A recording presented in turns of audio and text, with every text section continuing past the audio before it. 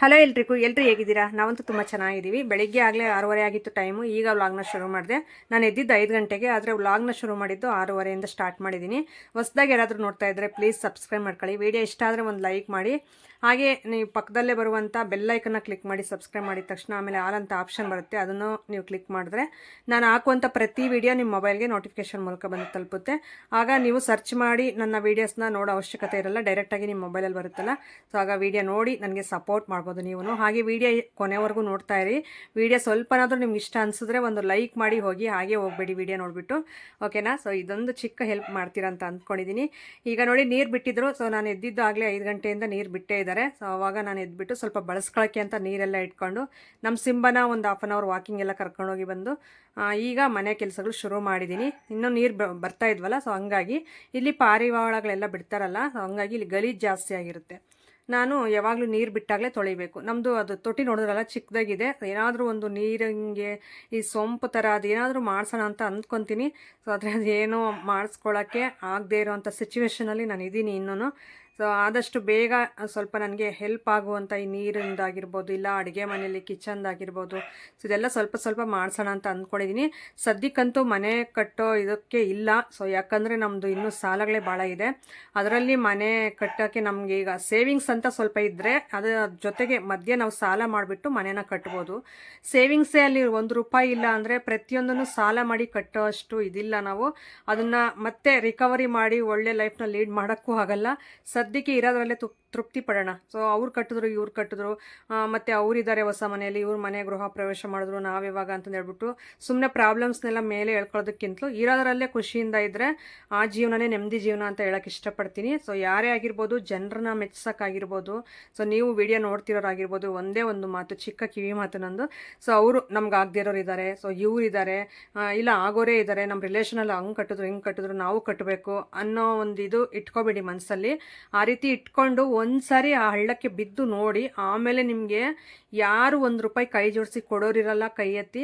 ಹಾಗೆ ನಾನಿದ್ದೀನಿ ಸಪೋರ್ಟಿವ್ ಆಗಿ, ಸಾಲ ಮಾಡಿರೋದು ನಾನು ಸ್ವಲ್ಪ ಕ್ಲಿಯರ್ ನಿನಗೆ ಮಾಡಿಕೊಡ್ತೀನಿ ಅಂತ ಯಾವ ರಿಲೇಷನ್ಸು ಬರಲ್ಲ, ಯಾವ ಅಣ್ಣ ತಮ್ಮದಿರು ಯಾರೇ ಆಗಿರ್ಬೋದು ನಾನು ಹೇಳ್ತಾ ಇರೋದು. ಸೊ ಇಂಥವ್ರೆ ಅಂತ ಅಲ್ಲ, ಯಾರೂ ಬರಲ್ಲ.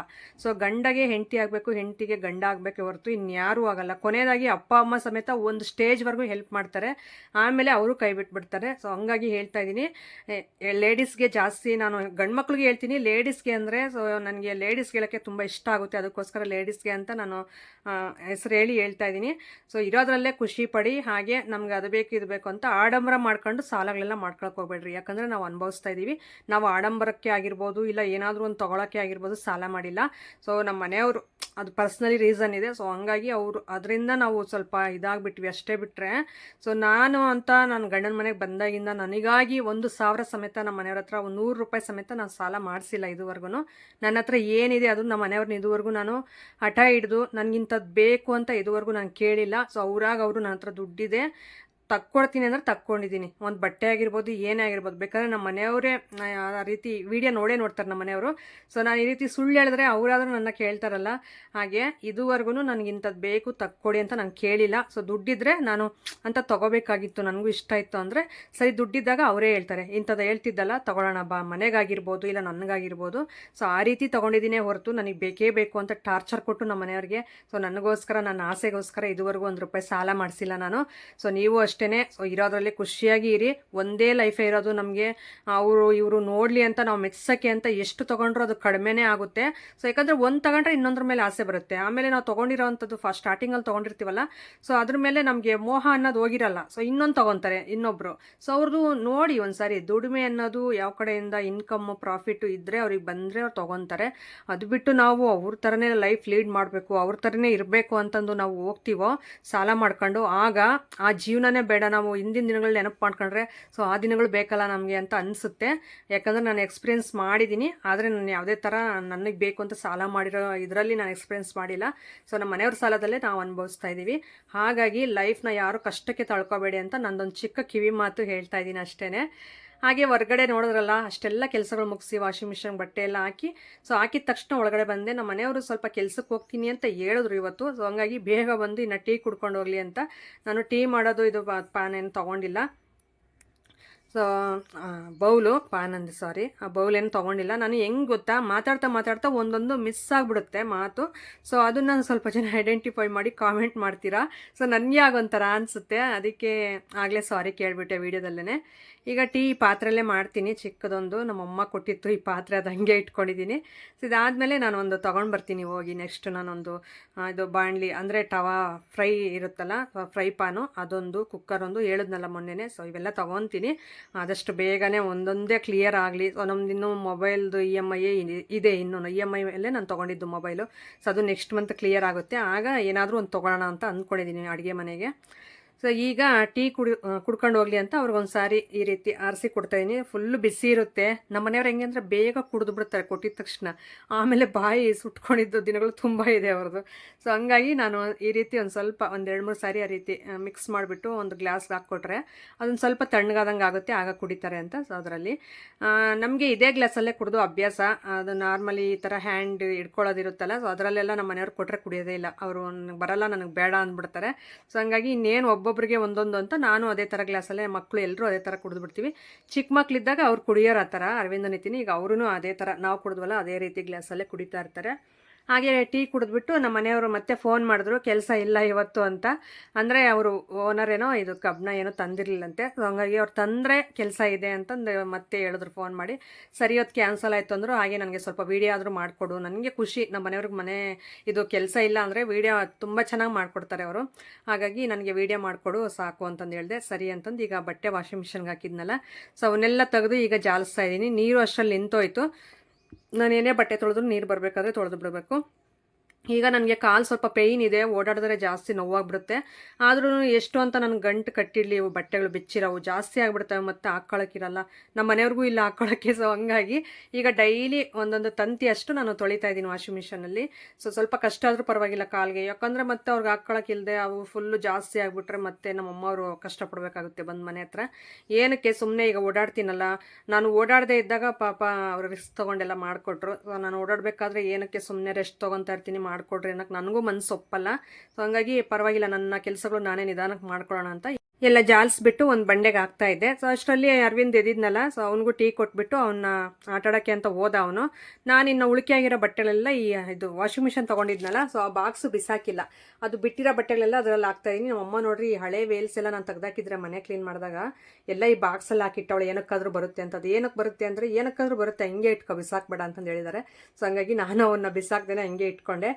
ಎದುರುಗಡೆ ಮನೆ ತಾತ ನನಗೆ ದೊಡ್ಡಪ್ಪ ಆಗಬೇಕು, ಬಂದುಬಿಟ್ಟು ಸ್ವಲ್ಪ ಹೊತ್ತು ನನ್ನ ಜೊತೆ ಮಾತಾಡ್ಕೊಂಡು ಈಗ ಮನೆ ಹತ್ರ ಹೋಯ್ತು.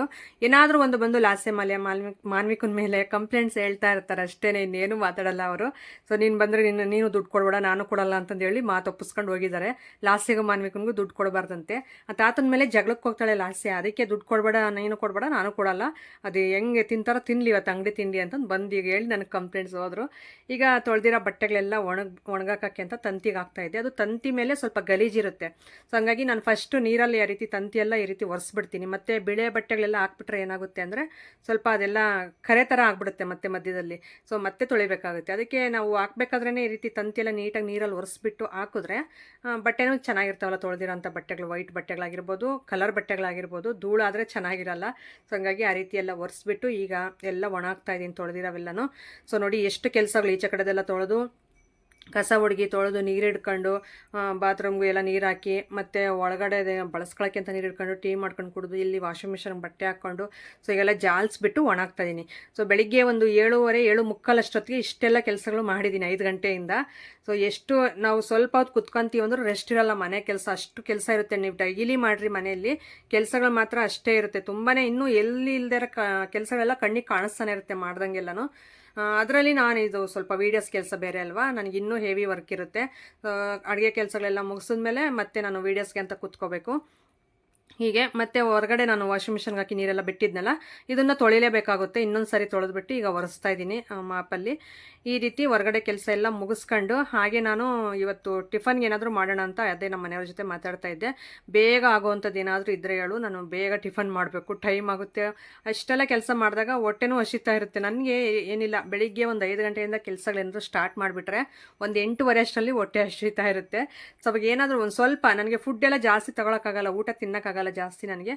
ಒಂದು ಸ್ಪೂನ್ ಆಗಲಿ, ಅನ್ನದ ಸ್ಪೂನಲ್ಲಿ 1.5 ಸ್ಪೂನ್ ಆಗಲಿ ತಿಂದುಬಿಟ್ರೆ ಸಾಕು, ನೆಮ್ಮದಿಯಾಗಿರುತ್ತೆ ಮನಸ್ಸು. ಆಮೇಲೆ ನೀವು 1 ಗಂಟೆ 2 ಗಂಟೆ ಊಟ ಮಾಡಿದ್ರೂ ನಡೆಯುತ್ತೆ. ಸೊ ಹಂಗೆ ಆಗಲೇ ನನಗೊಂಥರ ಹೊಟ್ಟೆ ಅಷ್ಟಂಗೆ ಆಗುತ್ತೆ. ಇವತ್ತು ಬಿಸ್ಕೆಟ್ ಏನೋ ತಿಂದಿಲ್ಲ ಟೀಯಲ್ಲಿ, ಟೀ ಒಂದು ಕುಡಿದೆ ಚಿಕ್ಕ ಗ್ಲಾಸಲ್ಲಿ ಅಷ್ಟೇ. ಈಗ ಮಾಪೆಲ್ಲ ಒರೆಸ್ಬಿಟ್ರನಲ್ಲ, ಇದನ್ನು ನೀಟಾಗಿ ನೀರಲ್ಲಿ ಜಾಲಿಸ್ಬಿಟ್ಟು ಆ ಕಡೆ ಇಟ್ಟರೆ ಕ್ಲೀನಾಗಿರುತ್ತೆ. ಮತ್ತು ನಾವು ಹಂಗೆ ಇಟ್ಬಿಟ್ರೆ ಆ ಧೂಳೆಲ್ಲ ಹಂಗೆ ಒಣಗೋಗಿ ಮತ್ತು ಆ ಬಟ್ಟೆ ಅದು ಒರೆಸೋಕ್ಕೆ ಚೆನ್ನಾಗಿರಲ್ಲ ಅಂತ ನೋಡಿ ಇಷ್ಟೆಲ್ಲ ಬಟ್ಟೆಗಳು ತೊಳೆದಾಕಿದ್ದು ಇವತ್ತು, ಟವಲ್ಸ್ ಅಂತೆ ಎಲ್ಲನೂ. ಅದು ಒರೆಸ್ಬಿಟ್ಟು ಈಗ ಒಂದು ಬಂಡೆಗೆ ಹಾಕ್ಬಿಡ್ತೀನಿ. ಇನ್ನು ಡೇ ಫುಲ್ಲು ಅದು ಒಣಗ್ಕೊಬಿಡುತ್ತೆ ಚೆನ್ನಾಗಿ ಬಿಸಿಲಿಗೆ. ಸೊ ಇನ್ನೂ ಬಾಗಿಲೆಲ್ಲ ಒರೆಸಿ ಬಟ್ಟೆಲ್ಲ ಇಡಬೇಕು, ಹೂವು ಇಡಬೇಕು. ಸೊ ಇದೆಲ್ಲ ಕೆಲಸ ಇದೆ ಇನ್ನು ಪೆಂಡಿಂಗು. ಈಗ ಸದ್ಯಕ್ಕೆ ಇದೆಲ್ಲ ಮುಗಿಸ್ಕೊಂಡು ಒಳಗಡೆ ಹೋಗೋಣ ಅಂತ ಅಂದ್ಕೊಂಡೆ.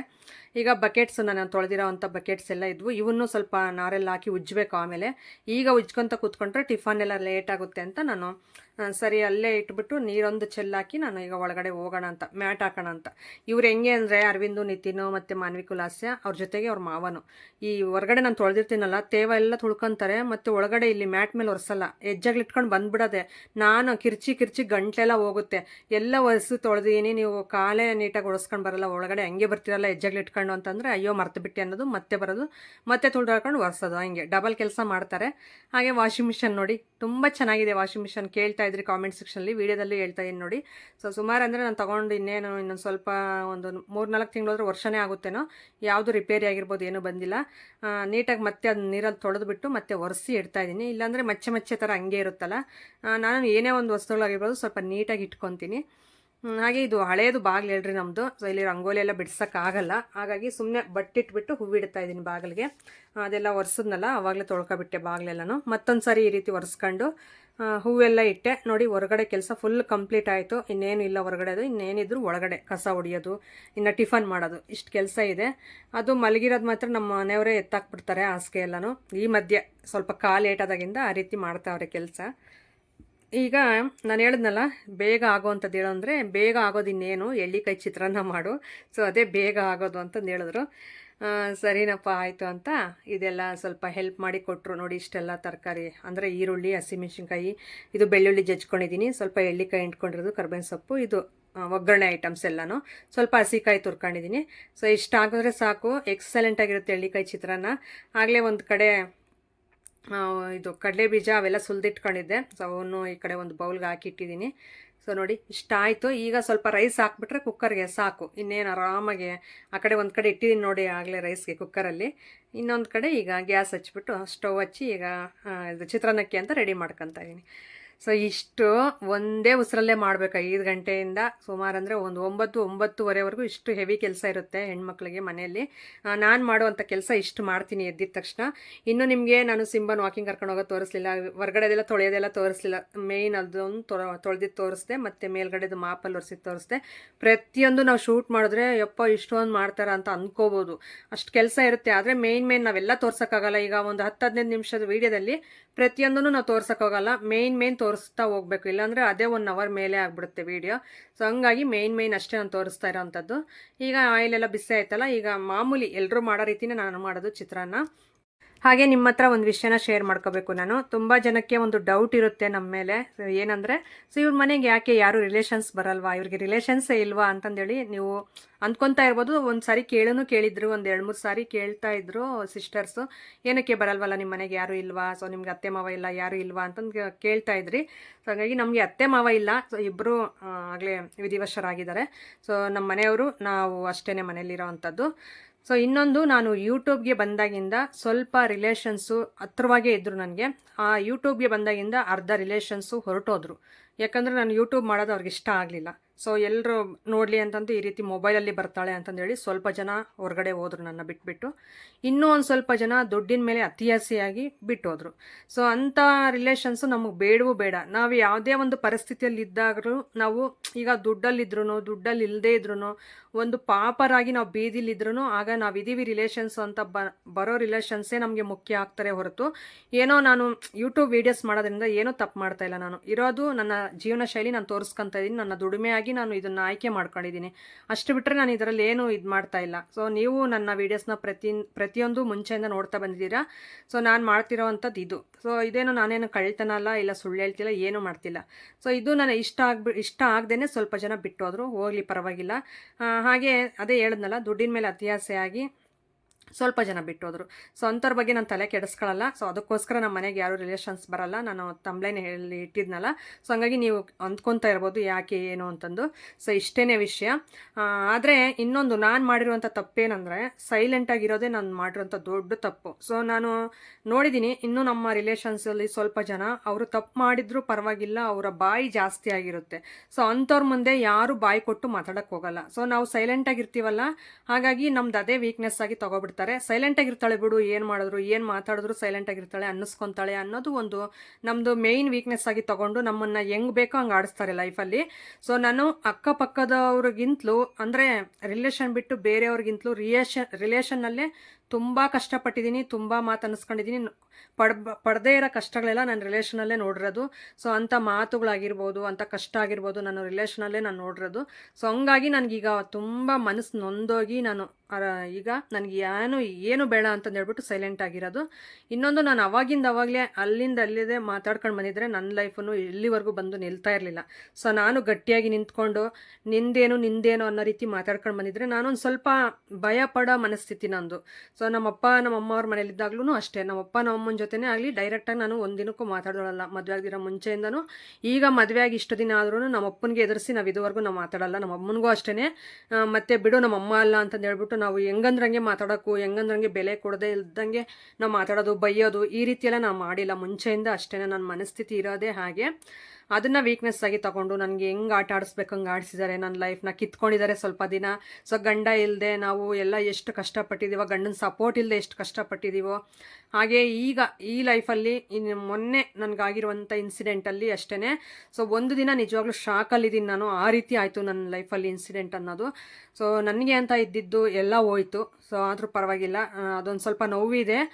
ಇಂಥ ಜನಗಳು ಇರ್ತಾರ, ಸೊ ದುಡ್ಡುಗೋಸ್ಕರ ಹೆಂಗೆಲ್ಲ ಮಾಡ್ತಾರಲ್ವ, ರಿಲೇಷನ್ಸೇ ಬೇಡ ಅಂತ ಬಿಟ್ಟಾಕ್ಬಿಡ್ತಾರಲ್ಲ ಅಂತಂದು ಹೇಳ್ಬಿಟ್ಟು ಅದು ಪ್ರತಿಯೊಂದು ಶೇರ್ ಮಾಡ್ಕೊಳಕ್ಕಾಗಲ್ಲ. ಯಾಕಂದರೆ ನನ್ನ ಲೈಫಲ್ಲಿ ಆಗಿರೋದು ಅಷ್ಟೊಂದು ನಷ್ಟ ಆಗಿದೆ. ಪರವಾಗಿಲ್ಲ, ದೇವ್ರನ್ನೋನು ಒಬ್ಬನಿದ್ದಾನೆ. ಸೊ ಯಾವುದು ಕರೆಕ್ಟು ಯಾವುದು ಅಲ್ಲ ತಪ್ಪು ಅನ್ನೋದು ಅವ್ನು ಡಿಸೈಡ್ ಮಾಡಬೇಕು ಮೇಲೆ. ಪರವಾಗಿಲ್ಲ, ನನ್ನದೇ ತಪ್ಪಾಗಿದ್ದರೆ ನನಗೆ ಇನ್ನೂ ಕಷ್ಟ ಕೊಡಲಿ. ಸೊ ಅವ್ರದ್ದು ತಪ್ಪಾಗಿದ್ದರೆ ಅವ್ರನ್ನ ನೋಡ್ಕೊಳ್ಳಿ ದೇವರು ಅಂತ ಬಿಟ್ಟಾಕಿದ್ದೀನಿ. ಆದರೆ ಅವ್ರಿಗೆ ಕಷ್ಟ ಕೊಟ್ಟು ಅವ್ರಿಗೆ ಟಾರ್ಚರ್ ಕೊಡಲಿ ದೇವರು ಅಂತ ನಾನು ಹೇಳ್ತಾ ಇಲ್ಲ. ಸೊ ಅವ್ರಿಗೊಂದು ಒಳ್ಳೆ ಬುದ್ಧಿ ಕೊಡಲಿ ಅಂತಂದು ಹೇಳ್ತಾ ಇದ್ದೀನಿ ಅಷ್ಟೇ, ಬಿಟ್ಟರೆ ಇನ್ಯಾವುದೇ ಥರ ಉದ್ದೇಶ ಇಲ್ಲ ನನಗೆ ಯಾರ ಮೇಲೂ. ಸೊ ಮೇಯ್ನು ಸೈಲೆಂಟಾಗಿ ಇರಬಾರ್ದು ಅನ್ನೋದು ಇವಾಗ ಕಲ್ತಿದ್ದೀನಿ ನಾನು. ಪ್ರತಿಯೊಬ್ಬರು ಒಂದು ಆಗದೇ ಇರೋವಂಥ ತಪ್ಪುಗಳೆಲ್ಲ ಮಾಡಿದ್ರು ಬಾಯಿ ಜಾಸ್ತಿ ಮಾಡ್ಕೊಂಡು ಅವ್ರ ತಪ್ಪನ್ನ ಮುಚ್ಚಾಕ್ಕೊಂತಾರೆ. ಸೊ ಏನು ಅದರಲ್ಲಿ ಭಾಗವಹಿಸದೇ ಇದ್ರೂ ನಮ್ಮನ್ನು ತಪ್ಪಿತಸ್ಥರಾಗಿ ನೋಡಿ ನಮ್ಮನ್ನು ಡಿಸೈಡ್ ಮಾಡಿಬಿಟ್ಟು ಸೊ ಈ ರೀತಿ ಮಾಡ್ತಾರೆ. ಅದಕ್ಕೋಸ್ಕರ ನಾನು ಒಂದು ಡಿಸೈಡ್ ಆಗಿದ್ದೀನಿ, ಮೇಯ್ನು ಯಾರನ್ನೂ ಇಡಿಸ್ಕೊಳ್ಳೇಬಾರ್ದು. ಸೊ ನಮ್ಮ ಲೈಫ್ ಏನೋ ನಮ್ಮ ಕಷ್ಟ ಏನೋ ನಾವು ಪಡಬೇಕು ಅಂತ ನಾನು ಡಿಸೈಡ್ ಆಗಿದ್ದೀನಿ. ಇಂಥ ಕಷ್ಟ ಕಾಲದಲ್ಲಿ ಆಗಿರ್ಬೋದು, ಯಾವುದೇ ಒಂದು ಜೀರೋಯಿಂದ ಹಿಡಿದು ನಮಗೆ ಎಂಥ ಟೈಮಲ್ಲಾದರೂ ನನ್ನ ತವ್ರ ಮನೆಯವರು ತುಂಬ ಚೆನ್ನಾಗಿ ಸಪೋರ್ಟಿವ್ ಆಗಿ ನಿಂತಿದ್ದಾರೆ. ಸೊ ನಾನು ಅಷ್ಟೇ ಅವ್ರಿಗೆ ತುಂಬ ಚೆನ್ನಾಗಿ ಸಪೋರ್ಟಿವ್ ಆಗಿ ಇರಬೇಕು ಮುಂದಿನ ದಿನಗಳಲ್ಲಿ ಅಂತ ನಾನು ಡಿಸೈಡ್ ಮಾಡಿದ್ದೀನಿ.